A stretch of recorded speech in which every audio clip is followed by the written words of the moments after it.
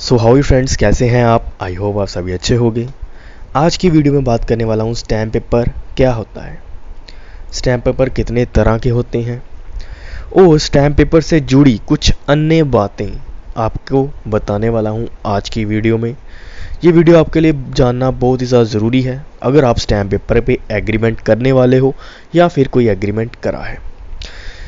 अगर आप हमारे चैनल पर नए हैं, हमारे चैनल को सब्सक्राइब ज़रूर करें ताकि जब भी मैं कोई वीडियो लेकर आऊँ आपके पास उसकी नोटिफिकेशन आ जाए और आप उस नोटिफिकेशन को देखते हुए उस वीडियो को देख सको।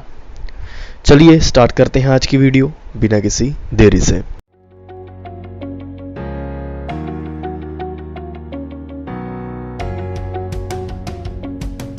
सबसे पहले गाइस क्वेश्चन यही उठता है कि स्टैम्प पेपर होता क्या है।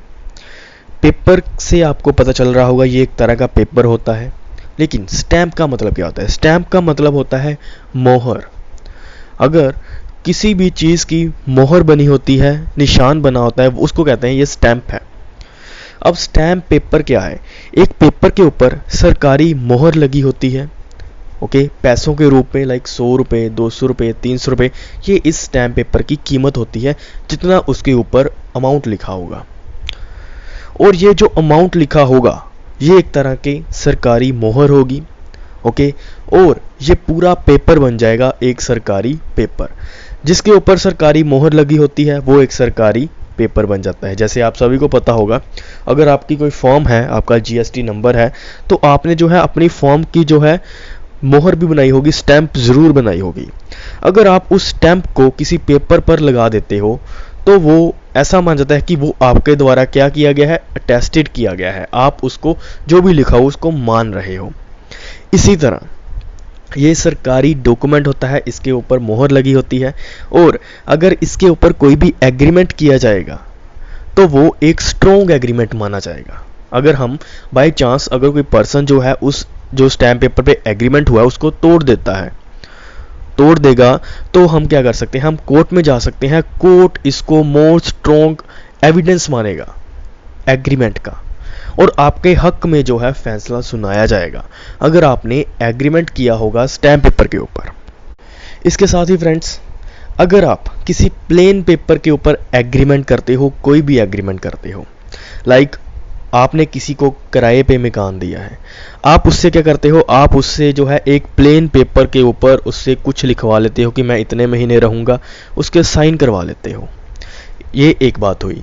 अब दूसरी बात, यही same as it is rental जो एग्रीमेंट है वो सेम एज इट इज़ हम स्टैम्प पेपर के ऊपर करवाते हैं।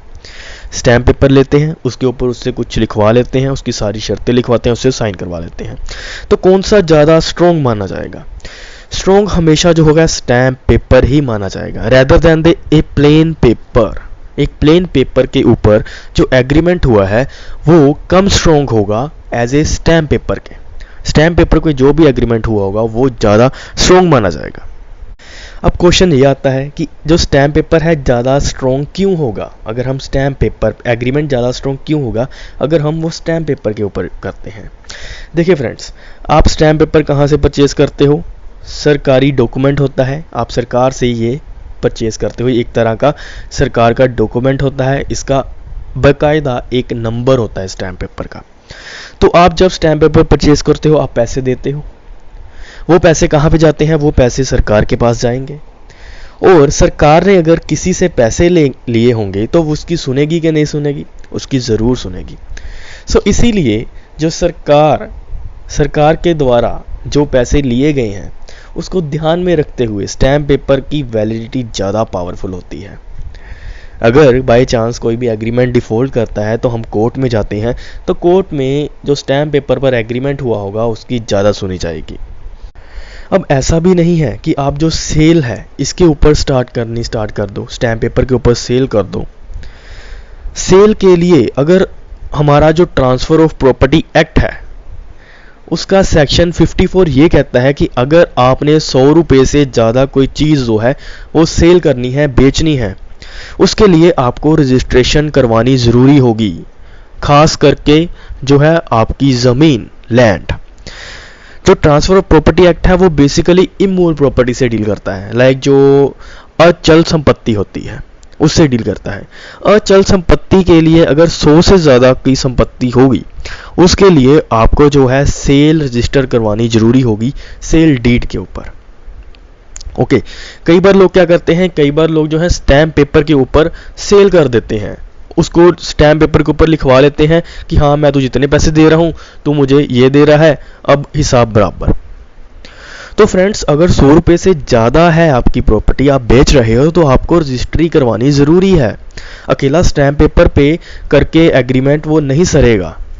हाँ, स्टैम्प पेपर के ऊपर सेल एग्रीमेंट किया जाता है, लेकिन सेल फुलफिल नहीं की जाती। सेल एग्रीमेंट कैसे, कि अगर हमने किसी से कोई मकान परचेज करना है, तो हम ऐसा करेंगे कि उसको लिखवा लेंगे कि मैं तुझे इतने पैसे दे रहा हूँ। जैसे कि मान लीजिए 10 लाख की प्रॉपर्टी है, मैं पहले उसको 1 लाख रुपया दे रहा हूँ। हम क्या करेंगे, हम 1 लाख रुपया उसको देंगे, लेकिन उसको स्टैम्प पेपर के ऊपर साइन करवा लेंगे। लिखती रूप में अगर हम काम करेंगे ना, किसी को पैसे देंगे तो हम उससे कुछ लिखवाएंगे भी। तो अगर हम स्टैम्प पेपर के ऊपर उससे कुछ लिखवा देंगे कि हाँ मुझे इतने पैसे मिल गए हैं, मैं तुझे इतनी तारीख को रजिस्ट्री करवा दूंगा, अगर वो व्यक्ति रजिस्ट्री नहीं करवाता, तो आप कोर्ट में चैलेंज कर सकते हो कि मैंने तो अपना पार्ट परफॉर्म किया है, उसने अपना पार्ट परफॉर्म नहीं किया। ये एक पार्ट परफॉर्मेंस का केस आ जाता है, वो भी ट्रांसफर ऑफ प्रॉपर्टी एक्ट के अंदर ही लगता है। ओके, सो कोर्ट क्या करेगी, कोर्ट उसको कहेगी तू अपना पार्ट जो है परफॉर्म कर, तू उसको जो है रजिस्ट्री कर, तूने कहा था तू उसको रजिस्ट्री करेगा। अब तो सेल नहीं की जाती, सेल एग्रीमेंट किया जाता है। सेल और सेल एग्रीमेंट में काफ़ी डिफरेंस है, मैंने आपको बता दिया। सेल से पहले जो हम नियम रखते हैं वो होते हैं सेल एग्रीमेंट। और सेल क्या होता है, सेल होता है हाँ मैंने भी पैसे दे दिए, तूने भी मुझे प्रॉपर्टी दे दी। लेकिन सेल एग्रीमेंट के अंदर पैसे दे दिए हैं, लेकिन उसने अभी तक प्रॉपर्टी नहीं दी, या फिर उसने प्रॉपर्टी दे दी है, उसने पैसे नहीं दिए, तब हम सेल एग्रीमेंट करते हैं। चलिए, ये रही स्टैम्प पेपर की बात। अब बात आते हैं स्टैम्प पेपर कितने तरह के होते हैं। स्टैम्प पेपर जो होते हैं वो 2 तरह के स्टैम्प पेपर होते हैं। सबसे पहला stamp paper judicial stamp paper. अब जुडिशियल स्टैम्प पेपर क्या होगा, जो फ्रेंड्स जुडिशियल स्टैम्प पेपर होते हैं, आपको पता होगा कोर्ट होती है हमारी, जुडिशरी है, civil court and criminal court. Civil court के अंदर सिविल केसेस फाइल होते हैं, लाइक प्रॉपर्टी के केस हो गए, ओके, मैरिज के केस हो गए, ऐसे केस सिविल केस होते हैं। कोई भी घरेलू डोमेस्टिक वायलेंस हो गया, ये सारे सिविल केस होते हैं। क्रिमिनल केस कौन से होते हैं, जो क्रिमिनल केस होगा वो होगा मर्डर, चोरी हो गया, क्रिमिनल ट्रेसपास हो गया, okay, 326 voluntary causing of grievous hurt with dangerous weapon. ऐसे जो केसेस होते हैं वो क्रिमिनल कोर्ट में जाते हैं।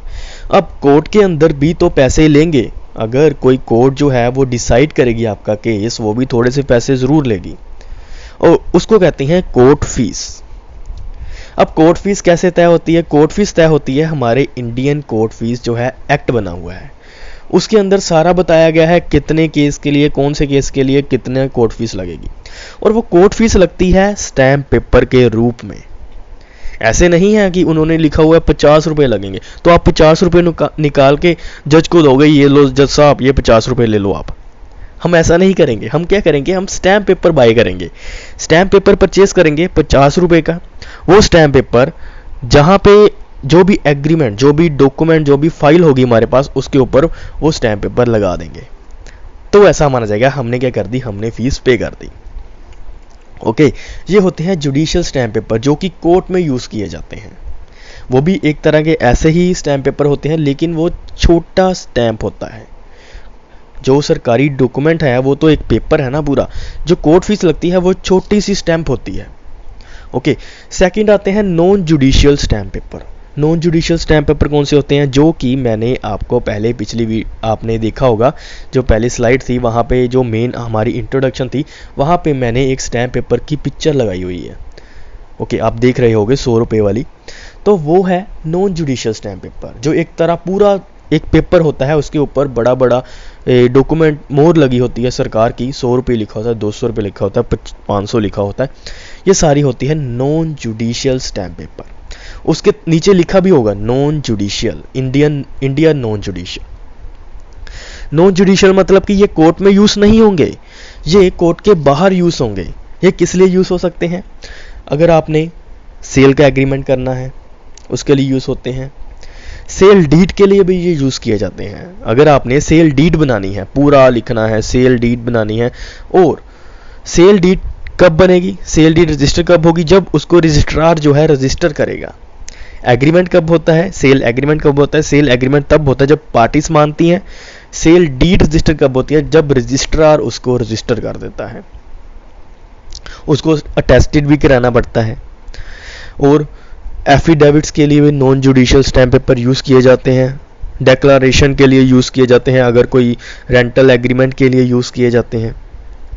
सो ये सारे होते हैं जो भी कोर्ट से बाहर यूज़ किए जाते हैं। कोई भी एग्रीमेंट के लिए, कोई भी पक्का काम करने के लिए अगर हम कुछ लिखती रूप में करते हैं, वो सारे नॉन जुडिशियल स्टैम्प पेपर के ऊपर होते हैं। अब इसकी डिनोमिनेशन कितनी हो सकती है? 10 का मिलता है, 20 का मिलता है, 50 का मिलता है, 500 का, 1000 का, 5000 का, ऐसे 25,000 तक जो है आपको नॉन जुडिशियल स्टैम्प पेपर मिल सकते हैं। अब एक ई स्टैम्प पेपर भी होते हैं। ई स्टैम्प पेपर क्या होते हैं? जैसे आपको फिजिकल स्टैम्प पेपर एक तरह का पेपर होता है, वैसे ही आप जो है ऑनलाइन उसको परचेज कर सकते हो, ई स्टैम्प पेपर को। ओके, इसको कहते हैं इलेक्ट्रॉनिक स्टैम्प पेपर। ये हम डाउनलोड कर सकते हैं, पेपर के प्रिंट कर सकते हैं। ओके, ये हालांकि हम ऑनलाइन पेमेंट करके, एक वेबसाइट है, वेबसाइट पे जाकर हम ऑनलाइन पेमेंट करेंगे। हर एक राज्य की अलग वेबसाइट होगी। जैसे पंजाब की अलग वेबसाइट होगी, ऐसे दिल्ली की अलग होगी, महाराष्ट्र की अलग होगी, ऐसे हर एक जो राज्य है उसकी अलग वेबसाइट होगी। आपको वहाँ पे जाके जो है स्टैम्प पेपर परचेज करने होंगे। आप परचेज कर सकते हो, उसके ऊपर उसको साथ में लगा दीजिए अपने एग्रीमेंट के साथ, तो ऐसा माना जाएगा कि ये एक प्रूफ बन गया। ओके, सो ये थी दूसरी type non judicial stamp paper की।